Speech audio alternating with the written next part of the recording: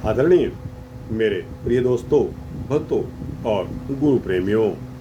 दोस्तों, जैसा कि आप जानते हैं कि 100 साखी, जिसमें कि सिखों की रहत मर्यादा के बारे में वृतांत दिए हैं, साखियाँ दी हैं, उसी के अंतर्गत आज आपके समक्ष 100 साखी की 5वीं साखी का वृतांत आपके समक्ष रख रहा हूँ। इसी प्रकार अगर समय हुआ तो 6वीं साखी को भी आपके समक्ष रखूँगा। दोस्तों, उम्मीद करता हूँ कि आप इस वृतांत में बने रहेंगे अंत तक। ज़्यादा लंबा वृतांत नहीं है, आपको अपनी रहत और मर्यादाओं के बारे में पता लगेगा कि हमारे गुरुओं ने हमें क्या निर्देश दिए हैं। तो दोस्तों, 100 साखी की 5वीं साखी शुरू करने का इजाज़त दीजिए और बने रहिए। इस वृतांत के अंत तक आपको पता लगेगा कि रहत मर्यादा क्या है 5वीं साखी में। और दोस्तों, उम्मीद करता हूँ कि इस पूरे के पूरे वृतांत में अगर समय से ख़त्म हो जाता है तो 6ठी साखी भी आपको इसी में सुनने को मिल जाएगी। तो दोस्तों, बिना समय गवाए आइए इस वृतांत को शुरू करते हैं। दोस्तों, भक्तों और गुरु प्रेमियों, गुरु गोविंद सिंह साहब सच्चे पातशाह केसगढ़ में दीवान सजा कर बैठे हैं और सिख काल के वश हुआ सिखणी ने शास्त्र कथा सुनी थी। क्या सुनी थी? कि सती होने का बहुत बड़ा महात्म्य है। तो वो सिखणी गुरु जी को कहने लगी कि हे सच्चे पातशाह, मैंने भी सती होना है। तब 10वें पातशाह साहब श्री गुरु गोविंद सिंह साहब ने वचन किया कि सती होना आत्मघात के बराबर होता है। विधवा स्त्री को चाहिए कि वो संतोष से रहे, तो उसी में पुण्य है, उसी में उसका भला है। और जो संतोष नहीं रख सकती तो उसको गुरसिक के साथ आनंद कारज पढ़कर उसके साथ ही अपनी बसर गुजर करनी चाहिए। तब गुरसिकणी ने गुरु जी की आज्ञा मान ली और सती नहीं हुई। सिख का संस्कार कर दिया गया। दोस्तों, जपजी साहब का पाठ करके उसने मारू की वार पढ़ी, जिसे हिंदी में मारवा राग कहते हैं। मारवा की रतन सोहिला पढ़कर मारवा के पश्चात कीर्तन सोहिला पढ़कर अरदास करी गई और प्रसाद बांटा गया। सारी मर्यादा गुरु सिखों वाली सुन ली। तब संगत ने गुरु जी से प्रश्न पूछ लिया कि हे दीनानाथ सतगुरु, हमने कथा में सुना है कि सती अपने पति के साथ 1000 बरस तक स्वर्ग भोगती है, तो आपने किस तरह आज्ञा दी है? तब गुरु जी ने हुक्म किया कि जो सिख और सिखणी हमारा मंत्र पढ़ेंगे और खंडे का अमृत छकेंगे, वो फिर मातलोक, स्वर्गलोक और बैकुंठ लोक में सुख भोगेंगे और अपने ही पितरों का उद्धार करेंगे। जो सिखणी खंडे बाटे का अमृत नहीं छकेगी, वो सिखों के साथ अकाल पुरख की दरगाह में छूट जाएगी। जिस प्रकार सुन्नत, जनेऊ और निगुरे हैं, उनकी गति नहीं होती। गुरु जी ने बताया, सिख धर्म में खंडे का अमृत ही संस्कार गुरु है। हिंदू तुर्क दोनों स्त्री के संस्कार नहीं करते। सिख ऐसा सुनकर प्रसन्न हो गए। इस प्रकार सिखों ने मंत्रों के द्वारा अमृत तैयार किया जाने लगा। खंडे बाटे का अमृत इसको कहते हैं। मुख्य वाक में साहब श्री गुरु गोविंद सिंह साहब ने अपने सवैये यानी कि तो प्रसाद सवैये में कुछ ऐसा बताया है। श्रावक शुद्ध समूह सिधान के, देख फिर्यो घर जोग जति के, सूर सुरार्दन शुद्ध सुधादिक, संत समूह अनेक मति के, सारे ही देश को देख रहे हो, मत को न देखियत प्राणपति के। श्री भगवान की भाए कृपा हु तो, श्री भगवान की भाए कृपा हुते, एक रति बिन एक रति के। माते मतंग जरे जर संग, अनूप उतंग सुरंग सवारे। कोट तुरंग कुरंग से कूदत, पौन के गौन कऊ जात निवारे। भारी भुजान के भूप भली विधि, भारी भुजान के भूप भली विधि। न्यावत शीस न जात विचारे, ऐते भय तो कहा भये। भूपति अंत के नामे ही पाए पधारे। यह मुखवाक साहब श्री गुरु गोविंद सिंह साहब द्वारा उच्चारण किया गया है। जीत फिरे सब देश देशान को, बाजत ढोल मृदंग नगारे। गूंजत गूढ़ गजान के सुंदर, हिंसत ही है राज हजारे। भूत भविख भवान के भूपत, कौन गने नहीं जात बिचारे। तीर्थ तीर्थ दान दया दम दान, सुसंयम नेम अनेक बिसेखे। वेद पुराण कतेब कुरान, जमीन जमान सबान के पेख है। पवन आहार जति जत धार, सब सुविचार हजारक देखै। श्री भगवान भजे बिन भूपत, एक रति बिन एक न लेखै। शुद्ध सिपाह दुरंत दुबाह, सुसाज सनाह दुर्जान दलेंगे। भारी गुमान भरे मन में, कर पर्वत पंख हले न हलेंगे।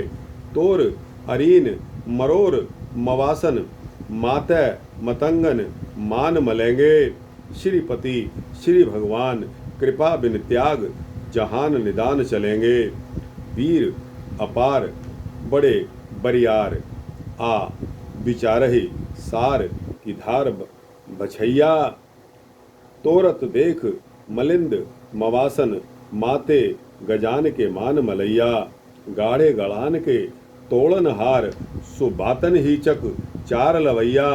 साहिब श्री सबको सिर नायक, जाचिक अनेक सो एक देवैया। दानव देव फनिंद निशाचर, भूत भविख भवान जपेंगे। जीव जिते जल में थल में, पल ही पल में सब थाप थपेंगे। पुन प्रताप बाढ़ जैत धुन, पापन के बहुपुंज खपेंगे। साध समूह प्रसन्न फिरै, जग सत्र सबै अवलोक चपेंगे। मानव इंद्र गजेंद्र नराधम, जैन त्रिलोक को राज करेंगे। कोट स्नान गजादिक, दान अनेक स्वयंवर साज भरेंगे। ब्रह्म महेश्वर बिसन सचीपत, अंत फसै जम फास परेंगे। जे नर श्रीपति के प्रस हैं, पगते नर फेर न देह धरेंगे। कहा भयो जो दो लोचन मूंद के बैठ रहे हो, बक ध्यान लगायो। नहान फिर्यो लिए सात समुद्रन, लोक गयो परलोक गवायो। वास कियो बिखियान सो बैठ के, ऐसे ही ऐसे सुबैस बतायो। साच कहो सुन ले हो सबै, जिन प्रेम कियो तिन ही प्रभ पायो। काहू ले पाहन पूज धर्यो सिर, काहू ले लिंग गरे लटकायो। काहू लख्यो हर अवाची दिशा में, काहू पचाहो को शीस निवायो। कोऊ भूतान को पूजत है पशु, कोऊ मृतानु को पूजत, कोऊ मृतानु को पूजन धायो। कूड़ क्रिया उर्झ्यो सब ही जग, श्री भगवान को भेद न पायो। ये मंत्र पढ़कर अमृत तैयार किया जाता है। और दोस्तों, अमृत तैयार किया गया सिखों के लिए, अमृतधारी सिख बनाने के लिए। 1756 बैसाख की पहली तारीख का दिन था। सारे सिख और सिखड़ियाँ संयुक्त समूहों में साहब श्री गुरु गोविंद सिंह साहब कलगीधर पातशाह जी ने अमृत छकाया। उसी समय मलेच्छपन दूर हो गया। सिंहों ने सजकर वाहिगुरु जी की फतेह के जयकारे छोड़े। गुरु जी ने हुक्म दिया कि सारी संगत संत खालसे नर नारी अमृत पान करें। गुरु जी सच्चे पंथ के वाली जगत गुरु ने श्री केसगढ़ साहिब खड़े होकर सारी संगत को अमृत छकाकर मानो तार दिया हो और हुक्म किया कि सिंह यानी कि शेर जैसे शरीर के सभी अंग वालों वैसे ही सभी रोम हैं। हिंदू बोधी यानी कि चुटिया रखकर पवित्र बन जाते हैं। मालूम रहे किसी जमाने में सारे के सारे केसधारी हुआ करते थे।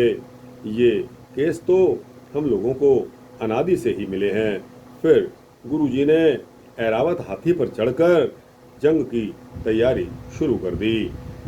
अमृत छकाने से सिंह बहुत ही बलवान, पुष्ट पुष्ट और तंदुरुस्त हो गए। कितने बलवान हो गए कि मानो जैसे एक अकेला सिंह 1000 तुर्कों के दल में कूद पड़े, 10-20 कत्ल करे और बाकी भाग जाएं। श्री कलगीधर पिता के हुजूर आयकर फतवा गजावें। इस तरह जीत और फतह के निशान रण में झूलने लगे। तुर्कों को जीत की कोई भी आसार नजर नहीं आ रहे थे। इस पर सारे तुर्क हैरान थे और साथ में भूख से भी परेशान थे। इसलिए शर्मिंदा और परेशान हो गए। भागते जा रहे थे। भाग जावें तज कुल कान।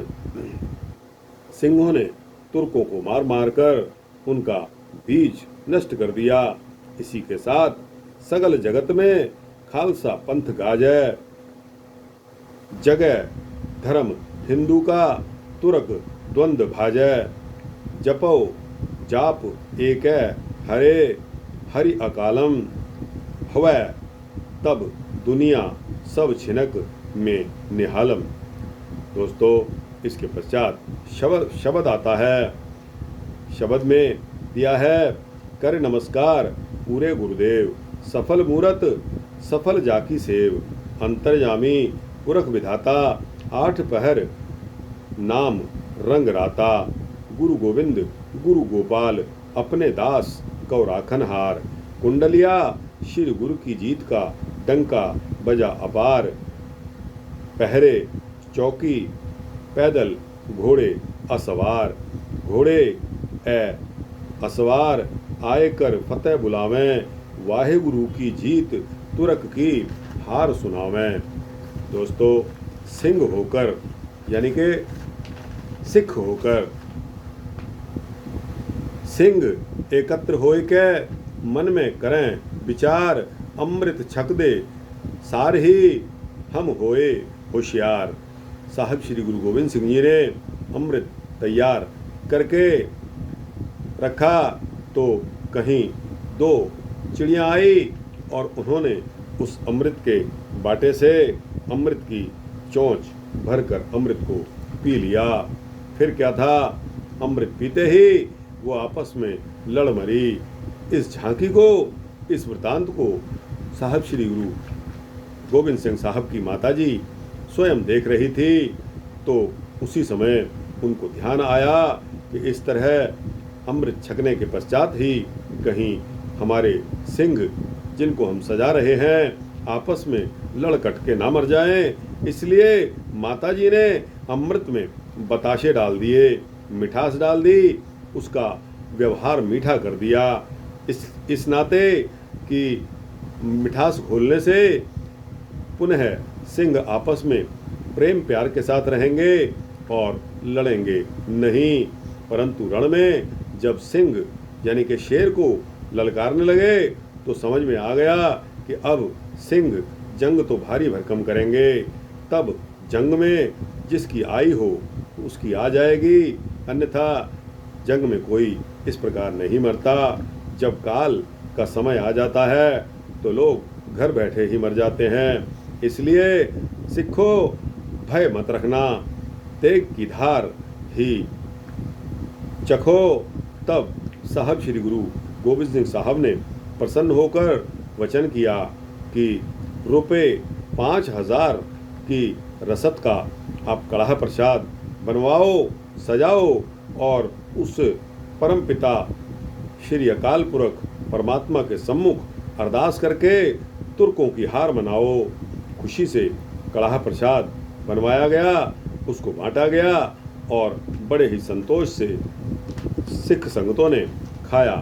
तुर्क बहुत ही हैरान और परेशान थे कि हमारी सारी की सारी फौज मारी गई, हमारे यानी तुर्कों के साथ तो जुल्म हो गया है। ऐसी सूचना औरंगजेब बादशाह को पहुंच गई।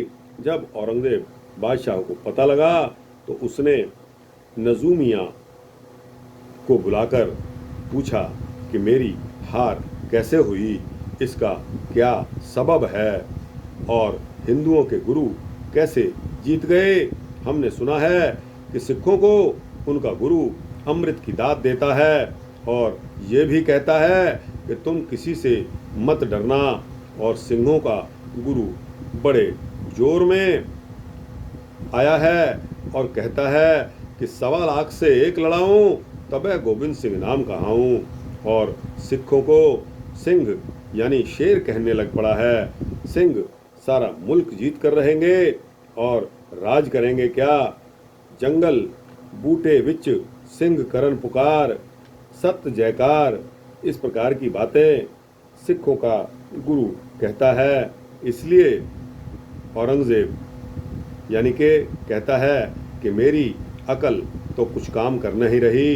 इस पर औरंगजेब ने पूछा कि मुझे बताओ कि अमृत किसे कहते हैं, मुझे बहुत चिंता सता रही है। तब नज्जू मियाँ ने बताया कि हे किबले पनाह, जिसको आप आब हयात कहते हो उसी को हिंदी में अमृत कहा जाता है। बादशाह औरंगजेब सुनकर हैरान हो गया कि अब तो सिख और सिर जोर होकर लड़ेंगे, मरेंगे भी नहीं, क्योंकि अमृत पान कर लिया है। जिनके गुरु के पास आब हयात यानी कि अमृत है वो तो जल्द ही अब जंग करेंगे। तुर्कों को समझ में आ चुका था कि अब तो जंग में हमारी गर्दिश ही उड़ेगी। ऐसे विचार मन में आते आते तुर्कों को रात को उनकी नींद उड़ गई। दूसरी तरफ साहब श्री गुरु गोविंद सिंह साहब की आशा दीवार का कीर्तन दीवान सजा कर करवाते रहे थे, जिसमें रागी सिंहों ने आशा दीवार के कीर्तन आनंद साहब के कीर्तन पढ़कर अरदास की। अरदास के उपरांत कड़ाह प्रसाद की देग बांटी गई। एक सिंह ने हाथ जोड़कर सवाल किया और पूछा कि जो सिखड़ियों ने अमृत नहीं पान किया उनका क्या हाल होगा। तब गुरु गोविंद सिंह साहब ने उत्तर दिया कि हे सिखो, वो पत्नी अपने पति के साथ प्रीति नहीं रखती और दिल से उसको पति नहीं मानती। ऐसी औरतें पिछले जन्म में तुर्कों की बेटियां थी। इनके कानों में गुरबाणी की आवाज़ पड़ गई, तो इसी कारण अब इन्होंने सिखों के घर जन्म लिया है। मुसलमान हिंदू मते की पहले कंघी बनाई थी, अब साहब श्री गुरु गोविंद सिंह जी के हुक्म से कंघा पैदा हुआ है। सिख पंथ के लिए नीची पीठ वाली कंघी रखनी दोष युक्त है, और जो सिखड़ियाँ तंबाकू की नस्वार लेती हैं, गोरों को पूजती हैं, प्रेम से तुर्कों को दान देती हैं, वो फिर तुर्कों के घर दोबारा जन्म लेंगी। जो तंबाकू की नस्वार लें उनके हाथ से पुण्य नहीं लगता और अपनी औलाद यानी कि भर्तियाँ को भी तुर्कों के जन्म में डालेंगी। जो सिखों के पुत्र होंगे अपनी सिखड़ी को गुरु का उपदेश देकर डरा के अमृत खंडे का पान करवाएंगे। निगुरे का मुख देखना पाप है। सिख धर्म में खंडे का अमृत ही गुरु है। कान में वाहिगुरु मंत्र सुना देना। दूर से कहने से असर नहीं होता। शब्द गुरु मंत्र कान में दियो। जो भी हमारे मंत्रों के साथ अमृत छका के वाहिगुरु सतनाम का उपदेश सुनकर फिर किसी बैरागी, जोगी, सन्यासी, गरीबदासी के या किसी और इष्ट देवता को पूजेंगे, फिर दूसरी बार तनख्वाह लगवा के खंडे बाटे का अमृत पान करेंगे तो उनको गुरु साहब के हजूर बैठना मिलेगा, नहीं तो वे तुरक जोनी में जाएंगे। तो दोस्तों, यह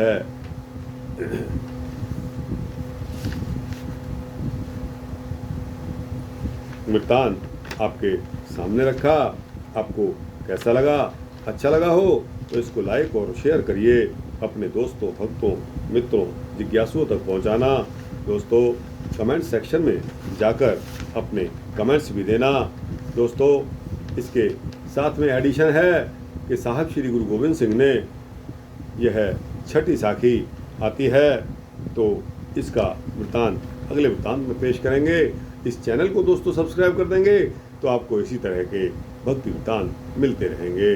जय सतगुरु सच्चे पातशाह साहब श्री गुरु गोविंद सिंह साहब की।